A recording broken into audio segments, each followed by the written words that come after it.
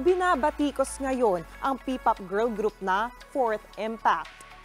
Dahil yan sa paghihingi nila ng tulong pondo para sa pagpapatayo ng kanilang dreamland ng kanilang 200 aso.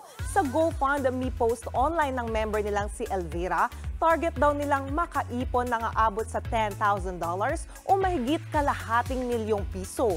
Sa ngayon, $830 o mahigit 46,000 pesos na ang nalikom nila.